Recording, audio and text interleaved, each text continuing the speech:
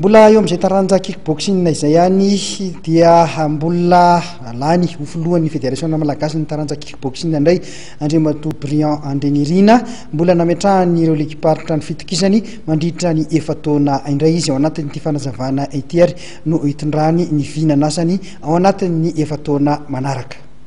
Mbola nametrahany ireo lekiparitra ny fitokisany mandritra ny efa-taona indray ny filoham-perinasa Brian Andrenirina eo amin'ny taranja kickboxing.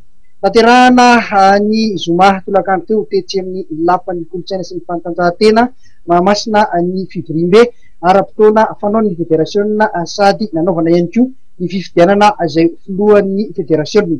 Kandida tokana ihany dia Andriamatoa Brian Andrenirina no nirotsaka hitantana izany fédération izany.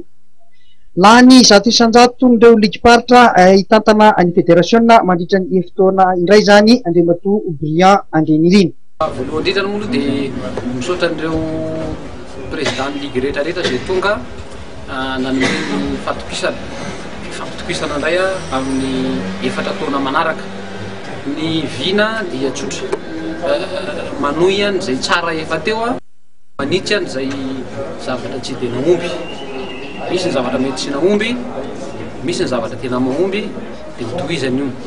Fa tiako tsindriana kely fotsiny dia hoe ny préparation des relèves zany satria championnat de Madagascar tsika zao manomboka rapitsika tamin'ny alady dia ireo relève ireo no jerevana ao anatin'io. Misy relève tena mahavelom-bolo manarakarak'izay le fanaparitana ny amin'ny faritra zay zany mezaka ataonay fanaparitana ny amin'ny lafiny teknika sy ny expérience n'ireo technicien rehetra atao anatin'ny fédération. Zay zany tena ezaka ataonay. Manarakarak'izay ihany koa dia ezaka ny anangana ny dojo fédéral zay sy anome fitaovana ho an'ireo lekiparitra rehetrarehetra ireo.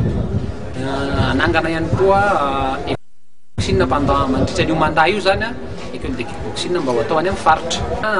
Ny diana efa misy ihany fa saingy mbola hoe tena fampitaina l'école de kickboxing kely majinijinika ny any zany any Anosibe sy Bogo.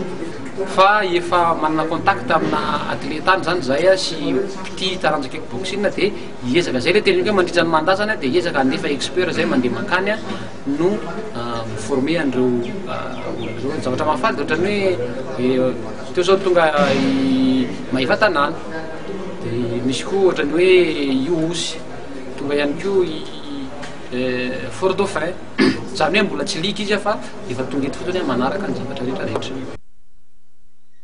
Araka ny fantatra ihany dia ao anatin'ny fiadinan'ny tompontakan'i Madagasikara amin'izao fotoana izao ny taranja kickboxing ary mandritra ity fotoana ity no hitilina ireo atleta izay ampidirina ao amin'ny sport étude etsy ny ANSP Flo sy andrafetana ihany koa ireo ekipa pirenena izay solitena any Madagasikara amin'ny faninanana iraisam-pirenena amin'ny taona 2022.